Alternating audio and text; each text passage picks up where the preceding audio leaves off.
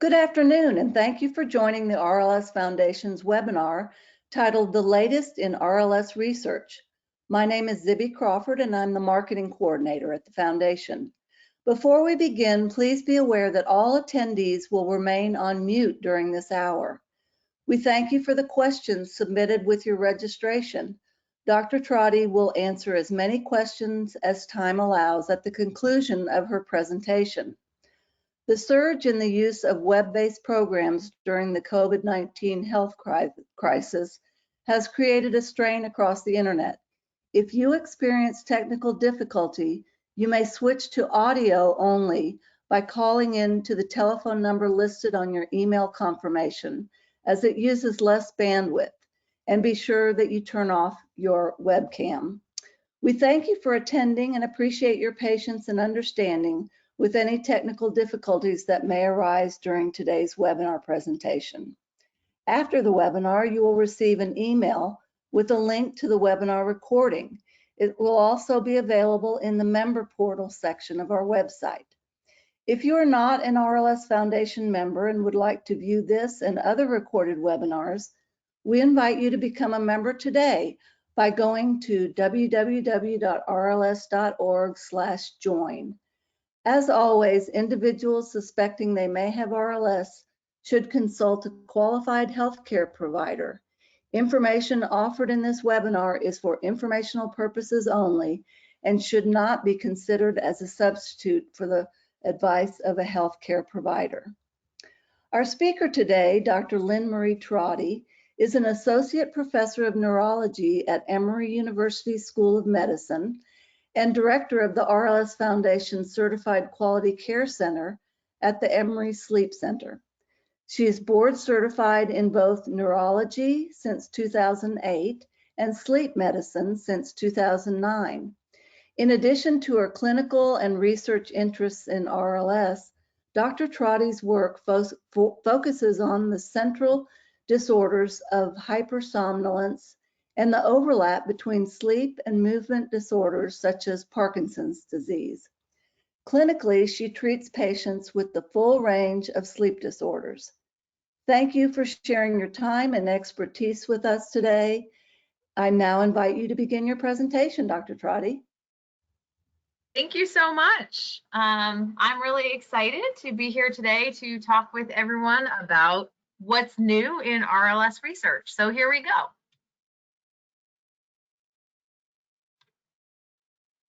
The good news is there's so much happening in restless legs research that I couldn't cover it all in an hour-long webinar. And so we are going to kind of take a journey through what's been published in the last year or so. Know that there's a lot of things that were published in RLS that I'm not going to have time to talk about. But I really want to kind of hit 5 different buckets. So one is, what do we understand? What are we learning about what causes restless legs? 2 is, what about the problems that seem to overlap with restless legs? What makes restless legs worse? What makes restless legs better? And then, of course, augmentation as one of our most vexing problems in the world of restless legs. So I'm going to start by talking about genetics of restless legs, because really the genetics of restless legs is an area where there has been a ton of advances over the last decade, say, and has really helped to refine our understanding of this disorder. So on the top, you see the little pea pod. For anyone who sort of remembers genetics from school, as Mendel, and he had his pea plants, and there's autosomal dominant and there's autosomal recessive, and you can do the math and figure out if the kids are going to have the trait. RLS is not like that. So RLS is not like that in a couple of ways. One is, although there is clearly a genetic risk for restless legs, it is not a single gene. Rather, it is the combination of multiple genes, some of which an individual will have and some of which an individual won't, the particular variant within each gene, So it's really your personal number of affected genes that you have that determines genetic risk rather than any single gene. And then what you're looking at on the bottom is a model from a few years ago about sort of how the field is going, which is that, you know, for some people, RLS is mostly about genetics. The green folks, they have enough genetic risk for restless legs that they're going to have it sort of no matter what else happens. Over on the other end of the spectrum, there are people who probably have a pretty low genetic risk for restless legs, but they have so many other things going on that contribute to restless legs, like kidney disease and iron deficiency and neuropathy, that maybe they only need a little bit of genetic risk because of all of those other sort of circumstantial factors. And so RLS is very much a complicated genetic disease. But that means that we need to understand restless legs, we need to understand what all of those genes are. And so a major way that we have looked for RLS genes is what's called the genome-wide association study, where you basically take many, many people with your disease, many, many people without your disease, and then you look across the entire genetic code. Essentially, you sample hundreds of thousands of points over the genetic code, and you basically look and see what's different between the two groups. Generally, they're done with an initial sample to look for things, and then what's called a confirmation sample to confirm that what you saw in the first sample wasn't just kind of statistical noise. And so this is a genome-wide association study that did just that. They took for their initial sample 480,000 people, of whom 10,000 had restless legs, and then a smaller confirmation sample, but still including 7,000 people with RLS. And they looked across all these many individual, what are called single nucleotide polymorphisms. So there's like a single base pair that's different within any given gene or near any given gene. And then look to see what was different between the RLS participants and those without RLS. And anything that sort of goes above this dotted line was statistically significant. The statistics here are complicated because there's so many comparisons, but it is a very rigid threshold to make sure that you don't find things that are not true. So what you see on this plot is anything that was in yellow is a gene that we already knew, or a variant, I should say, that we already knew was associated with restless legs from another study. So that's good. They confirmed 19 that had previously been reported. That was not particularly surprising. But what was exciting about this study is the new ones that they found. So they actually, in their first group of participants, found 5 different variants associated with restless legs, the green ones and the blue ones. But then in their confirmation sample, they could only confirm the 3 green ones. They didn't see it. So we don't really necessarily have confidence in the blue ones, but we're very confident that the green ones are associated with RLS. And so we now have sort of 3 more targets to go after in our understanding of restless legs. Is these areas, these parts of the genetic code seem to be important. And so what do they mean, and how does that result in RLS? The other thing that was done in this paper was looking at, because we know there are these multiple, now 22 different variants that are associated with restless legs, how do you calculate a risk score? It's called a polygenic risk score. How do you calculate someone's risk based on their particular combination of variants? And so they calculated that score and found that the higher the risk for restless legs, the lower for women, the younger they were when they had their first baby. And overall for the group as a whole, the higher the body weight. So this is good. We tend to get nerdy and excited about genome-wide association studies because it is a nice way of sort of saying, let the data tell us what the problem is. We don't have to know what causes restless legs. It will tell us what's associated with restless legs. But they're really only helpful if we can then take those clues and use other scientific tools to translate them into an understanding about how they might be related to restless legs. And so one big advance or one big method that's been used, not just this year, but for a number of years, basically since the first genome-wide association study of restless legs, is to create animal models where that particular gene that the human study identified as potentially involved, then you create an animal model where that gene is either gone or reduced in activity. You sort of alter the activity of that gene to see if then you can make an animal that looks like it has restless legs.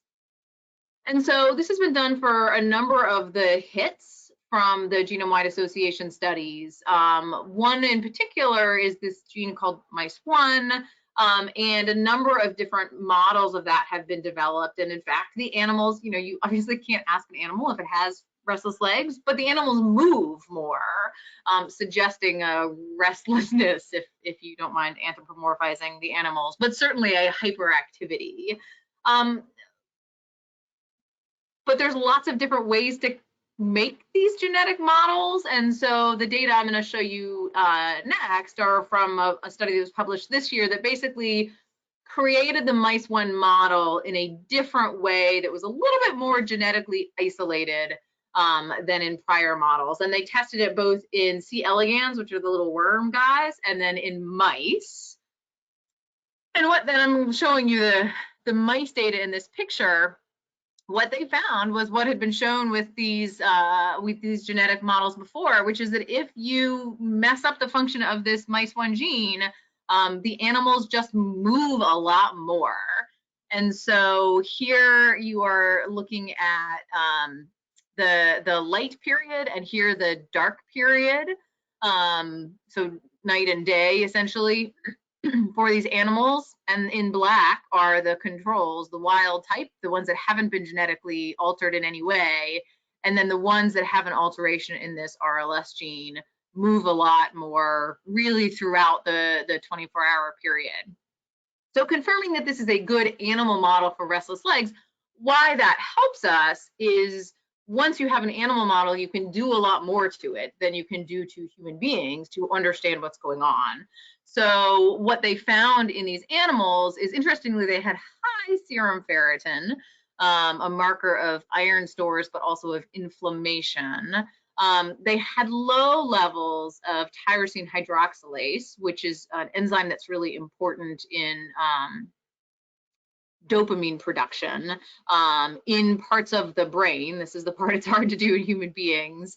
They also found increased dopamine turnover and changes in the cholinergic system, firing rates of neurons that were cholinergic, which means that not only could they say mice1 causes a behavior in mice that looks like restless legs, they could also say, and it seems to be involved in tyrosine hydroxylase and dopamine and the cholinergic system and so on. And so it helps move the ball forward in terms of how do we go from a gene to the human syndrome of RLS.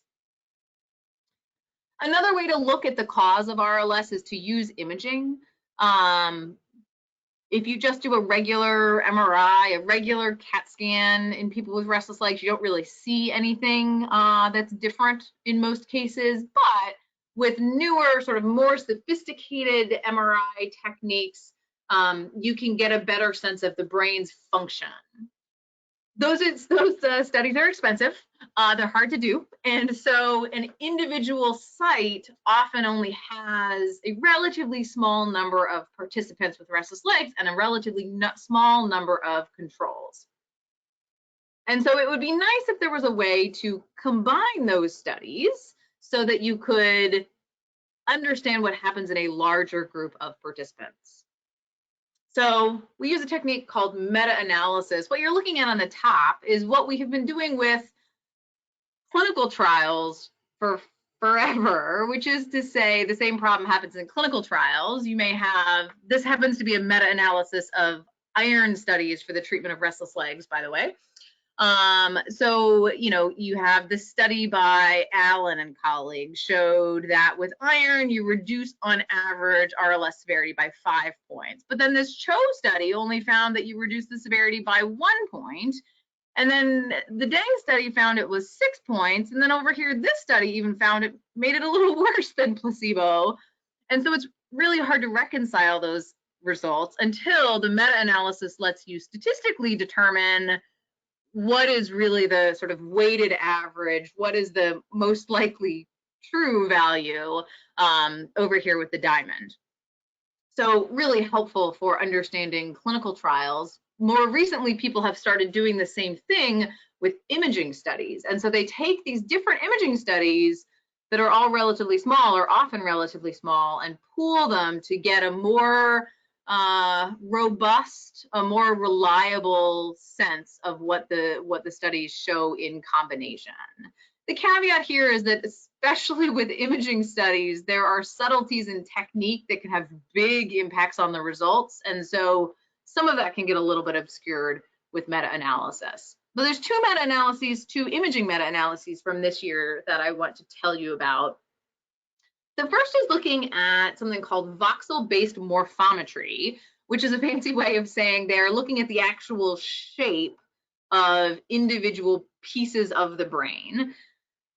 And in particular, they're interested in the gray matter. So the gray matter is on the outer surface of the brain, and then some of these deep nuclei like the thalamus in here. And this is an area where there have been quite a number of studies in restless legs patients. The problem is they're kind of all over the map. So some have shown that the thalamus gray matter is increased, as well as some of this cortical gray matter is increased. Others have shown that there's actually decreases in gray matter in other areas. And other studies have shown that there aren't any changes in gray matter at all. And so this is where meta-analysis is potentially helpful to try to reconcile these findings. And so they actually took 12 studies using this technique, which when they combined all 12 studies, got a big sample size of 375 people with restless legs, and then a similar number of people without restless legs. And interestingly, when they sort of combined all of these different studies together, they really didn't see a change in gray matter at all. So it suggests that it's not necessarily a structural problem of gray matter that is causing restless legs. They did look to make sure that the differences between studies and sort of how their meta-analysis was done was not affected by differences in age or gender or how long people had had restless legs or whether or not they had a family history of restless legs. They did find some indications that there might be some, although for the group as a whole, there were no significant differences in gray matter. There might be reasons to believe that gray matter is still important. And that if we had the right technique, we might see something there. So it's a little too soon to sort of close the book on gray matter abnormalities. In particular, what you're looking at here in the picture, these red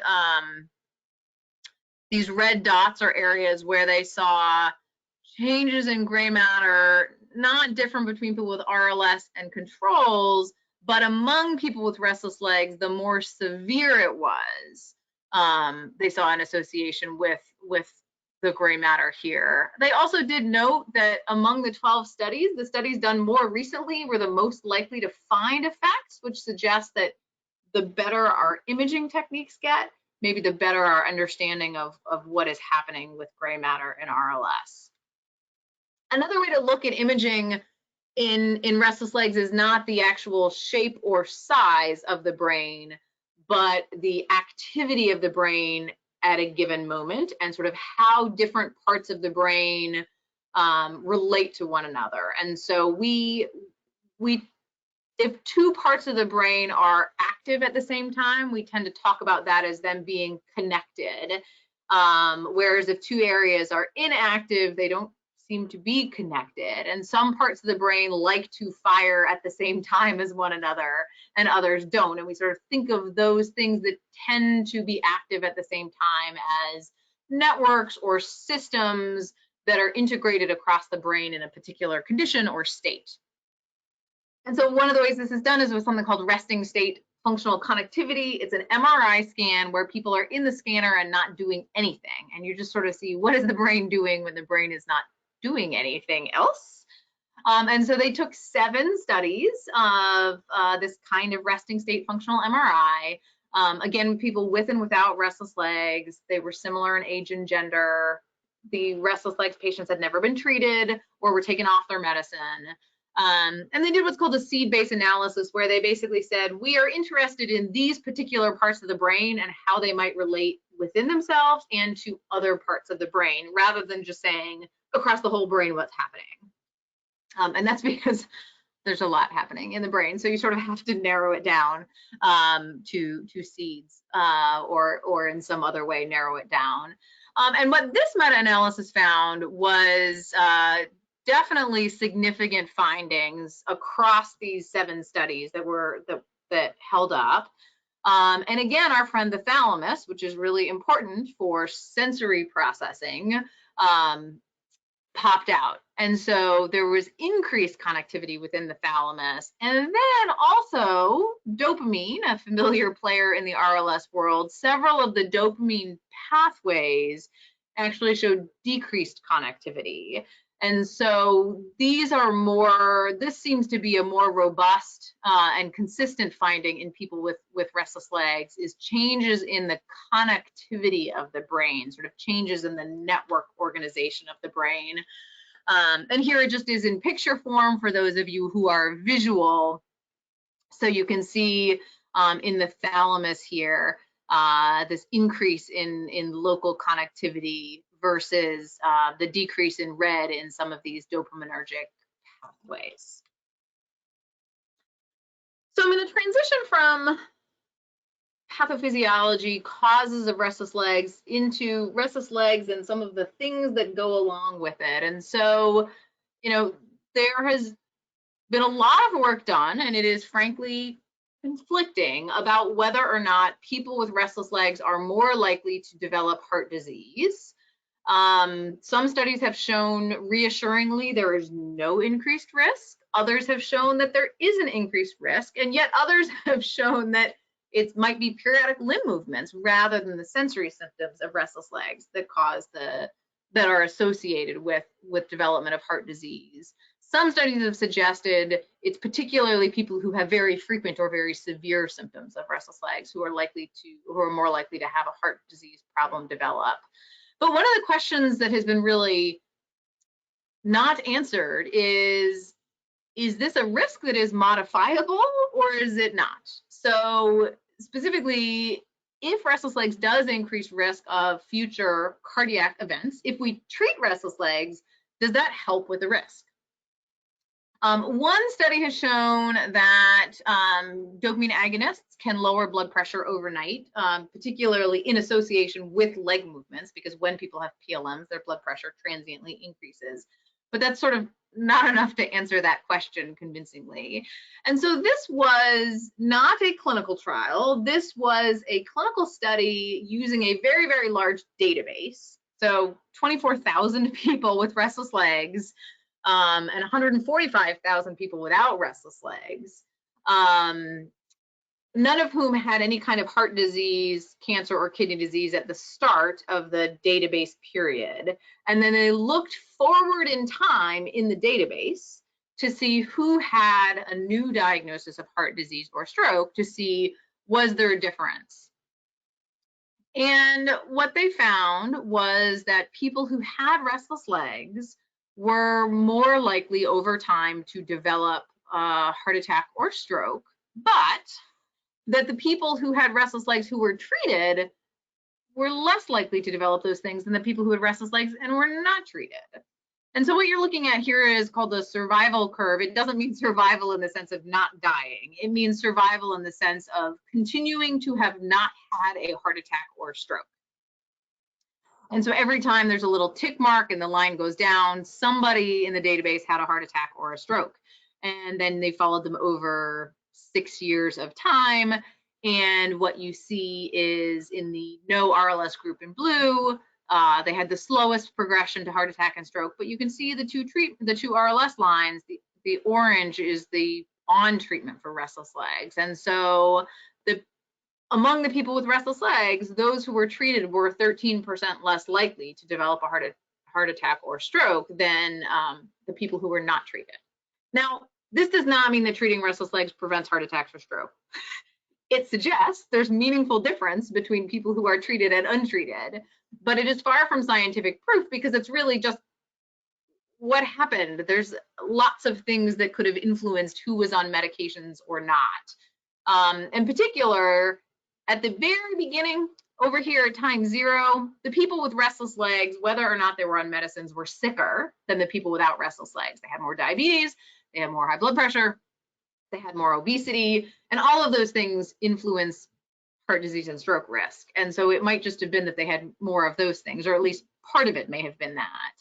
But also the difference between the two RLS groups, they also saw that people who were not treated for restless legs were also less likely to be treated for other things. And so this might be an effect of either you go to the doctor and get medicines and take them, or you don't take medicines, rather than necessarily a specific effect of RLS medications, but we don't know based on this study. It at least suggests that we need to know more about whether or not treating RLS helps, because it might. And so this was going from the very, very big study to a very tightly controlled, much smaller study. This was a clinical trial designed to see whether or not treating restless legs would help with a specific risk for heart disease called non-dipping. So over the 24-hour period, your blood pressure is not the same. What is supposed to happen is when you are sleeping, your blood pressure is supposed to dip, meaning your blood pressure gets lower when you're sleeping than when you're awake. Non-dippers are people whose blood pressure does not lower or gets higher when they're asleep than when they're awake. And many studies have shown, separate from restless legs, that being a non-dipper or having a non-dipping pattern is a risk factor for future development of heart disease outcomes, heart attacks, etc. And so in this study, they wanted to see if treatment of restless legs, specifically with rotigotine, a dopamine agonist, the patch, or placebo, and then they looked to see what percentage of people were dippers or non-dippers at 6 weeks. And so in their 66 people who completed the trial, in terms of systolic and diastolic blood pressure, so the top number and the bottom number, what you're looking at here is the percentage of non-dippers. So you want this bar to be as low as possible. The light blue is rotigotine. It was significantly better at decreasing non-dipping than placebo was. They wanted to see if endothelial function, if the surface of the blood vessels, if that function was affected by rotigotine, and it was not. Here's the data in a little bit more granular form, looking over the course of the 24-hour period, just the systolic blood pressure, now the top number, and looking to see that really the difference between the two groups is not for the 24-hour period overall, but it's for the nighttime where this biggest effect is coming from. Now, this is also not proof that dopamine agonists work to prevent heart disease and stroke. This particular dopamine agonist reduces non-dipping, and non-dipping predicts heart attack and stroke, but it's still a very intermediate outcome. It is too soon to say people should treat their restless legs to prevent heart disease. We don't know that yet. We need a lot more data to know if that is in fact a true statement. People should treat restless legs when they need to for quality of life and so on, but we don't know about the heart risk question. We don't know enough about that yet. So a couple of parallel populations where restless legs has been looked at in the last year that I think are really important is, what does restless legs look like when people can't tell us they have restless legs? Which is obviously a hard question to answer because restless legs is a self-reported, experience. But if people can't tell us they have RLS, that's kind of almost worse because then we can't help them with it. And so this is part of a clinical trial that's being done in people who have Alzheimer's and restless legs to see if treating people for restless legs will decrease things like agitation. And so this is not the full clinical trial. This is just sort of the description of who was in the trial at the beginning. And so it was 76 people who were judged to have restless legs based on observation and family history and clinical features, because they can't tell us reliably if they do or not because of their Alzheimer's. And in that group, most of whom were in nursing homes, 80%, 79% were on medicines that make restless legs worse. So it might be even worse than that they can't say they have restless legs and it's bothering them. The healthcare system is actually making their restless legs worse because we don't know how to ask them about restless legs. I think unsurprisingly, but importantly, the people who have, we think, restless legs and Alzheimer's are very agitated at night, particularly in the 5 to 10 p.m. range. Things like wandering and being repetitious and scratching and restlessness. And the more agitated people are, the worse they sleep and the lower their iron stores tend to be. And so we'll see what this clinical trial shows, but I think it highlights we can't miss restless legs. It's causing a lot of burden, even when people can't tell us about it. And then the flip side, in kids with autism who similarly might have a hard time describing their restless legs, what does restless legs look like? And so this was a series of consecutive kids who were referred for evaluation of insomnia. So they were sent to the sleep center because their doctor said this person doesn't sleep well. It wasn't because of a breathing problem. It wasn't because of sleep apnea. And the parents were asked about features that might look like restless legs. When the kids were verbal enough to help, they helped answer the questions, but in many times they weren't. It was only the parents. And so then restless legs was diagnosed based on established criteria for kids, or kind of the clinical expert thinks it's restless legs based on these answers, but they don't meet criteria because they can't tell us because they have autism. And in the kids, remember, not sent for restless legs, sent for insomnia. 40% of them had this probable restless legs, probable, possible, strongly suspected restless legs picture. Most of them did have periodic limb movements when they were able to have sleep studies, sort of giving extra weight to it probably being real restless legs. And they were more likely to be iron deficient.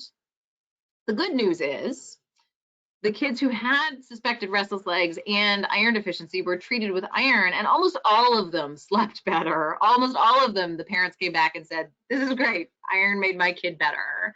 A much smaller group got gabapentin, and it was also helpful. So again, just because people can't describe their restless legs, it doesn't mean it's not a problem. And I think it can make a big difference to identify and treat it. So kind of the bottom line with those two studies. What about things that make restless legs worse? This was almost a whimsical study, I would say, of is there effect of season of the year on restless legs? And so this was, again, one of these huge databases of people who came to clinics and got prescriptions and had clinic visits. And so they looked at 11,000 people with restless legs, and then they just looked every month how many people were diagnosed with restless legs. And you see, I mean, the y-axis is not, it doesn't start at 0, but still there's this pretty big peak in the summertime. They didn't see a change in medication dose, just a change in this diagnosis, but that was sort of a curious finding. And it turns out, if you go from the 11,000 just record review study to a small, carefully controlled, people diagnosed in clinic by experts using the gold standard severity scale, the RLSSG severity scale, you see the same thing. So people who completed this severity scale in the winter and in the summer, yes, RLS is worse in the summer. When they dug down into like which groups is this true for in this smaller study, they actually only saw that in the men and in the patients from Rome, but not the patients from Innsbruck. suggesting there might be some important variability there. But it's interesting that both this huge study and this small, tightly controlled study found this same seasonal peak. That seems to be a real peak. The question is why? There is probably some seasonal variation in iron that might explain it, or maybe it's a temperature effect because that affects the blood vessel regulation. We don't know the why, but again, I think the more we understand about the clinical features, that informs us asking questions about the why that help us understand the disease better. We know that RLS gets worse in pregnancy. There's lots of studies that suggest this. They haven't been huge studies for the most part, although some of them have been pretty good. So this was another large study. They followed 2,000 pregnant women from shortly after conception until very close to delivery. They defined restless legs by a questionnaire plus the exclusion of leg cramps. So they might have overestimated restless legs a little bit. But basically they found that 18% of pregnant women had restless legs developed during their pregnancy. I got asked about my sleep 0 times in the 18 months I was pregnant with my 2 kids combined, and I don't think I'm unusual that way. This is a thing that's really common in pregnant women that we need to figure out how to treat in pregnant women, and also probably ask them about. They did find that with increasing age, there's increasing risk of restless legs. They were interested in sort of if you put people in racial buckets, which are, not totally biological, but are surrogates for lots of things. Do you see differences? And there was a little bit of difference, but for the most part, everybody has a high risk of developing RLS during pregnancy. They did see anemia and skin fold thickness, which is one measure of body fat, increasing the risk of restless legs, not for the group as a whole, but within individual subpopulations. So a common thing. What makes restless legs worse? We have suspected for a long time that medications for acid reflux or GERD, particularly proton pump inhibitors and H2 blockers, could worsen restless legs. But it hasn't really been studied in a big population. So again, big data set. Between 2 cohorts, 63,000 people, about 4,000 with restless legs. And what they found was people with restless legs are more likely to be taking medications for acid reflux. What you're looking at here, the black is either kind of acid reflux medication. The gray is the proton pump inhibitors, and the white is the H2 blockers. And then the 2 charts are the 2 different cohorts. But the bottom line is people with restless legs are more likely to be taking these medicines, and they're more likely to be taking more of them. And that is not explained by age, race, supplemental iron, hormones, body mass index, smoking. It's also not related to blood iron stores. So what has been the conventional wisdom is that acid reflux drugs cause restless legs because they prevent the absorption of iron by changing the acidity of the stomach. But that's not what was suggested by this study at all, because they did not see a relationship between blood iron stores. But if you have restless legs and you're on a medicine for acid reflux, it's at least worth a conversation with your doctor. This is not proof that it's causal. Maybe people with restless legs just have more acid reflux, so then they're on more acid reflux medications. But potentially this is something that could be worsening RLS. What about making restless legs better? In terms of physical activity, I would say we have encouraging but limited evidence so far. Study from quite a number of years ago showed that the combination of aerobic activity and lower body conditioning 3 days a week helped with restless legs. There's a few studies in people with kidney disease and restless legs that show that exercise helps. This was a study where they wanted to look at not prescribing exercise, but just daily activity. And so they took people with restless legs and had them wear an activity tracker, like your commercial activity trackers that many of us are wearing right now. And then also at bedtime, taped activity trackers to the ball of the foot to measure leg movements. And interestingly, they really didn't see much of an association at all between daily activity, daily movement, and restless leg. The participants really, at baseline, didn't think there was a relationship between their symptoms and activity.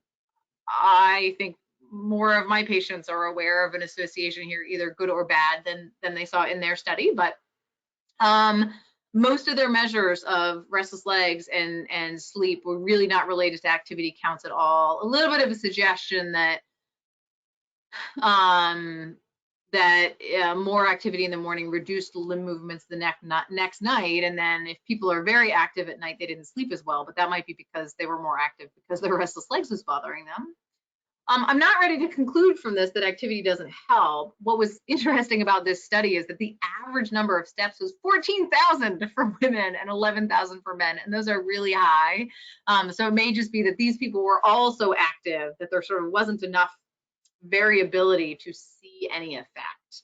I also think, sometimes people move because their legs are bothering them. And so we have to be sure to separate activity that will prevent restless legs symptoms from activity because of restless leg symptoms.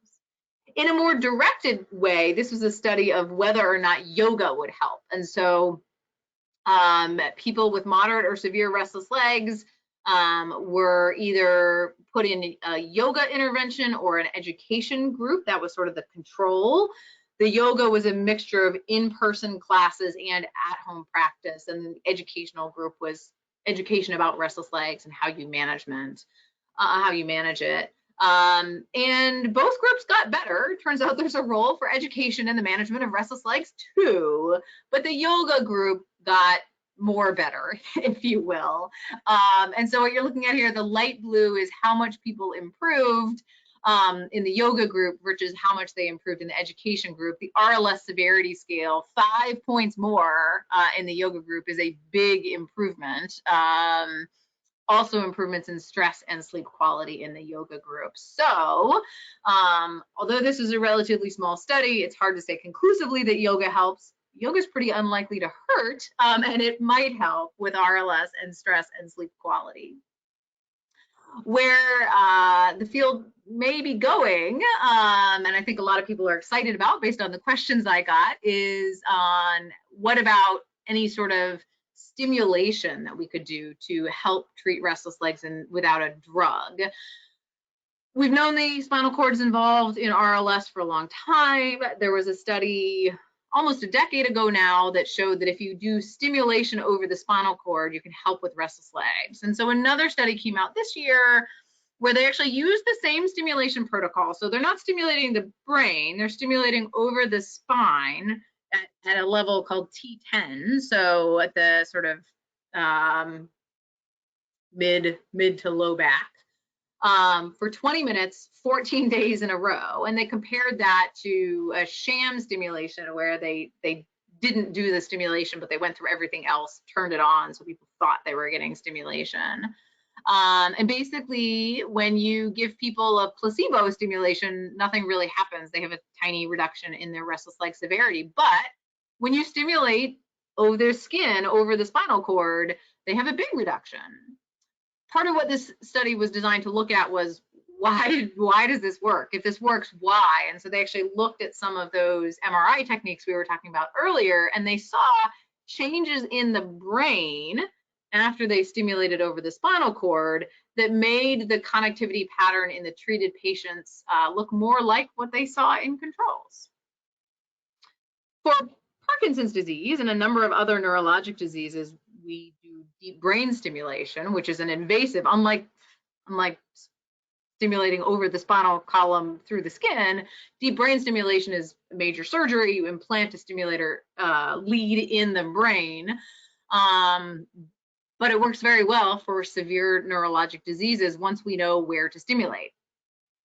People with Parkinson's disease often have restless legs. Although most people with restless legs will never have Parkinson's disease. And so this was, again, a meta-analysis looking at studies of deep brain stimulation for Parkinson's disease to see what happened to the people who had restless legs. And the restless leg severity got better with this brain stimulation, despite the fact that they lowered their dopamine medications because their other symptoms got better as well.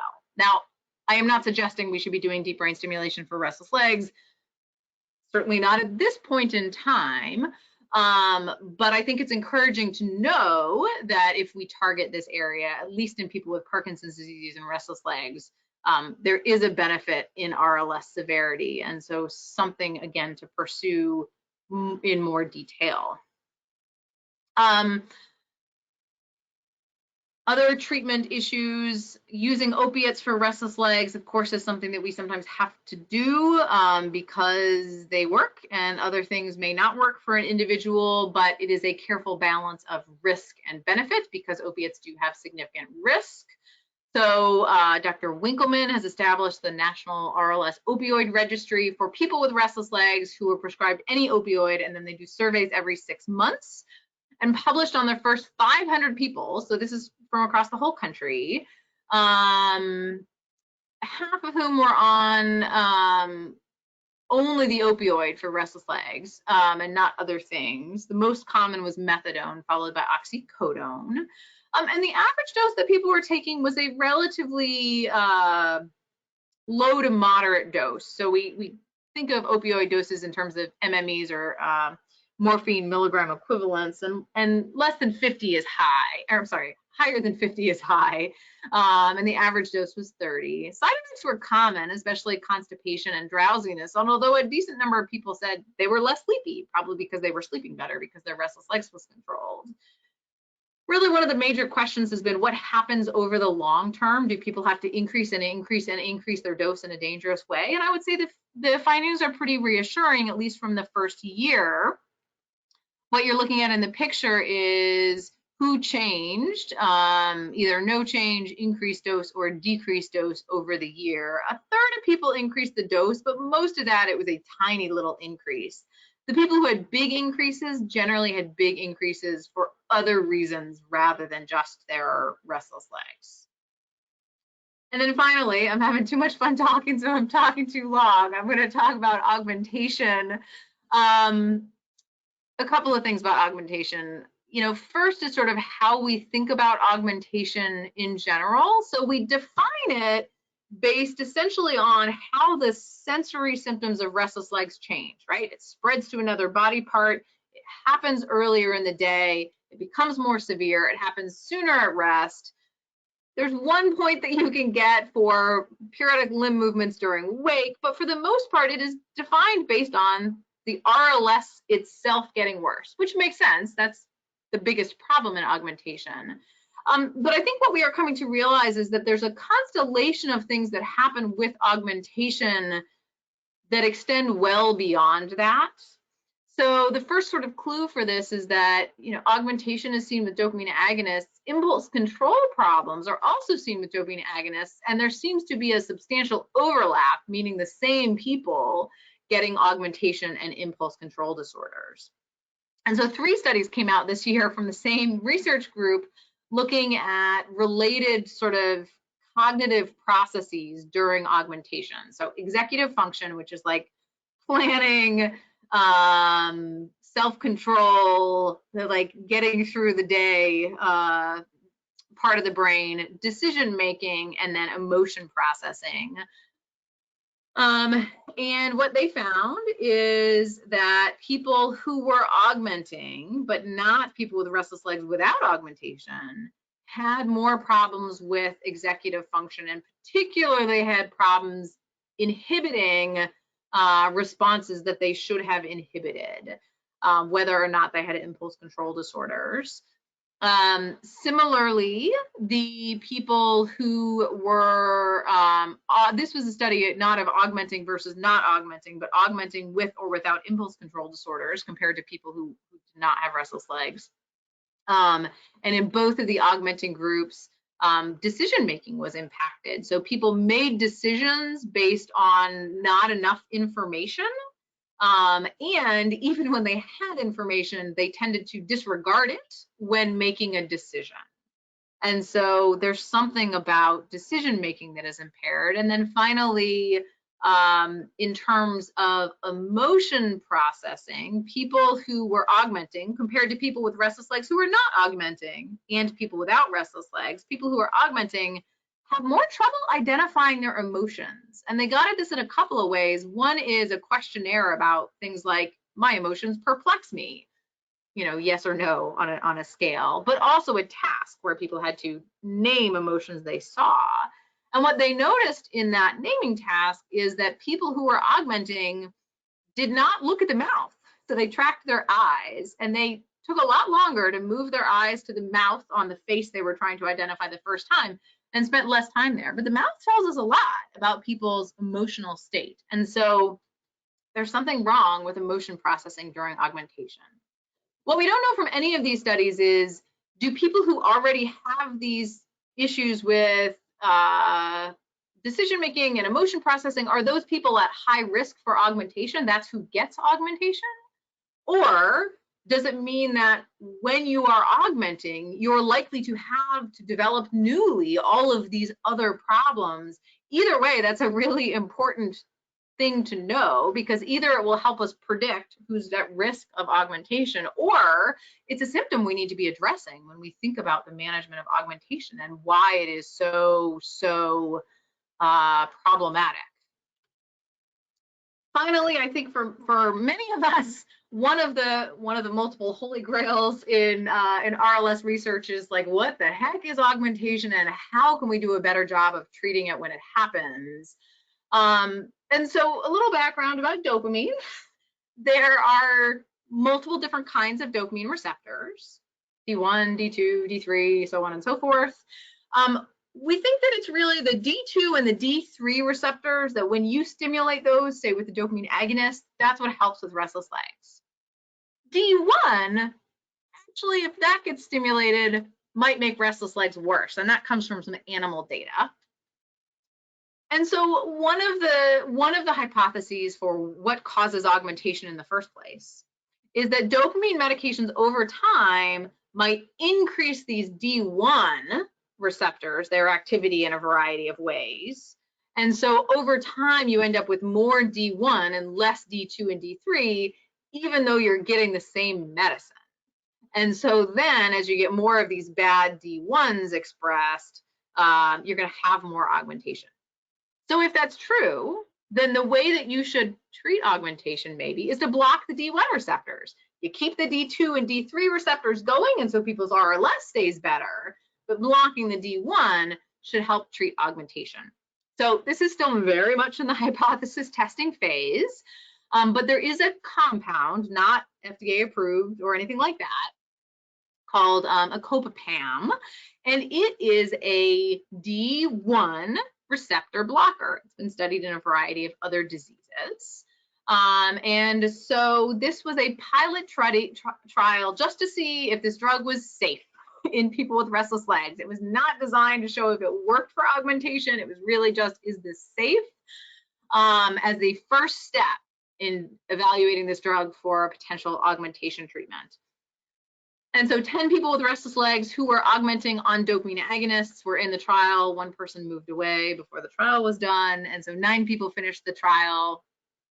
Everybody got placebo. Everybody got this investigational drug, but in 2 different time periods with a period of time in between. And the good news is there were really not a lot of problems. This is the study drug, and this is the placebo list, because of course bad things happen when people are on placebo too. They're just probably not caused by the placebo. Sedation was common, present in 5, but no serious side effects in the study drug group. It was not, as I said, designed to see if it works for augmentation, but there were a couple of hints that it might. It decreased restless leg severity, so did placebo, but it decreased it at least numerically more. And it also decreased the number of hours that people had restless leg symptoms compared to when they were on placebo.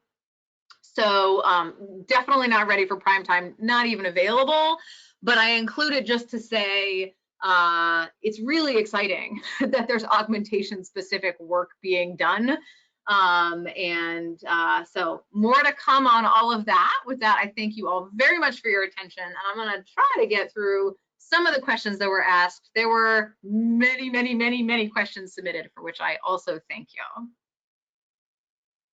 Great. Okay, the first one is, are there any current clinical trials regarding new medications or treatments for RLS? Yes. So there is a great site called clinicaltrials.gov. If you're not familiar with it, go ahead and bookmark it now. Basically, if you do a clinical trial in the US, you are required to list it on this website. You get fined if you don't. Like, it's a big deal. You have to list your studies there. And so you can go, anybody can go and put in restless leg syndrome and see what trials across the whole US are happening. So I did that this morning. And there are 5 treatment trials going on right now, one of magnesium, and the others of non-drug agents, progressive muscle relaxation, peripheral nerve stimulation, exercise, and hypnosis. But that is always changing, and so that's a great site to know about. I will say, in response to this question, as well as a couple others I got about new drugs in development, there are 2 drugs that were tested in a very preliminary way in the last several of years that I didn't talk about because it wasn't in the last year, but I'll say now.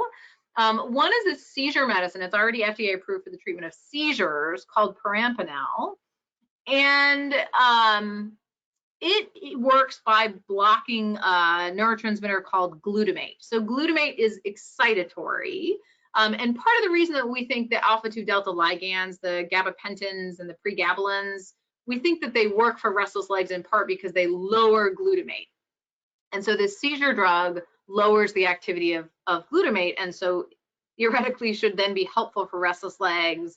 It was just a 22-person before and after drug did RLS get better, but it did, suggesting this would be a good candidate to move forward to sort of the next level of clinical trial to evaluate for restless legs. Similarly, I got a question about the adenosine hypothesis, adenosine is a different neurotransmitter that we think now is related to restless legs. When animals are made iron deficient, it lowers their adenosine, and then that lowered adenosine alters dopamine regulation and increases that glutamate again. And so potentially could contribute to some of the hyperarousal that we see in restless legs. And so there is a drug that's FDA approved for other things called dipyramidol, which increases adenosine. And so again, a tiny just proof of concept, 13 people before they took the medicine and then on the dipyramidol to increase adenosine, their restless legs got better as well. Again, it's not time to run out and start taking that for restless legs. This just tells us we need to do more studies of it, but it at least suggests that 1, that's a possible way forward, and 2, adenosine probably is important for restless legs. Has there been any evidence of COVID-19 vaccine and RLS spikes in activity? No, I thought this was a great and obviously timely question. I think anyone with a chronic disease has some uncertainty about, like, what does this mean in the context of everything that's happening? But the good news is there does not seem to be any relationship between the COVID vaccine, COVID infection, and restless legs. There's nothing about what we understand about restless legs biology that should make the vaccines higher risk. So absolutely go get vaccinated without any reason to worry about it making restless legs worse. I was able to find one study of people who had COVID infections where they looked at whether or not sleep disorders influenced how sick people were. Only 4% of the 600 some people had restless legs, so it was a pretty small group, but reassuringly, they didn't do any worse than anybody else who had COVID. So we really don't think restless legs and COVID are related. Is there any research on diet in RLS? There's really not much. We know that brain iron deficiency is important for restless legs. And so I think it is reasonable to assume that dietary intake is important. We absorb iron best from what's called heme or iron sources, which is your red meats, but also things like oysters and mussels and crab. We don't absorb it as well from plant-based sources because it's in a non-heme form, but things like spinach and Swiss chard, lima beans, soybeans are good sources. This was not in my last minute. I'm going to answer a question that Zibby didn't ask me, which is what's the relationship with cannabis? Just because I think 100 people asked that question. We don't know. There's basically been like a dozen people who were treated or who took marijuana and found it was helpful, but we have basically no data to say that cannabis or cannabis products or CBD or whatever should help with restless legs. There are some suggestions that they help with sleep in the short term, but not sleep in the long term. And they do also have long-term side effects like cognitive impairment and so on. And so I know people are tempted to try them for restless legs because restless legs is miserable, but we really don't have any reason to think they'll help for restless legs, and we really don't understand yet if they are helpful or harmful for people who have restless legs. All right, the last question. How can I help with RLS research? I was so grateful to the person who asked this question. I love this question so much because nothing that we do in RLS science can happen without people with restless legs being in studies. So I mentioned clinicaltrials.gov. That is a great place to find studies, and then you can just contact the people doing the studies. The RLS Foundation, of course, also has active studies to help you get linked up with RLS studies. There is a site called researchmatch.org that lets you say, I have these diseases, please contact me if you're doing studies, so researchers can find you in a safe, protect your information kind of way. And then if you do seek care for your restless legs at a place that does research, in addition to clinical care, of course, always ask your doctor. We try to involve our patients in research whenever possible, but sometimes forget. So just never hesitate to ask your provider if there are studies going on as well. But I really appreciate the spirit of that question very much. And with that, I will stop and thank you once again for your attention. Thank you so much, Dr. Trotty. And I wanted to let everyone know our next webinar is scheduled for Friday, June 4th, featuring Dr. J. Andrew Burkowski, titled, I've been diagnosed with RLS, now what? So to sign up for that, visit rls.org and click on the Get Involved tab, where you'll find all our education and events. Thank you for joining us today and have a great rest of your day.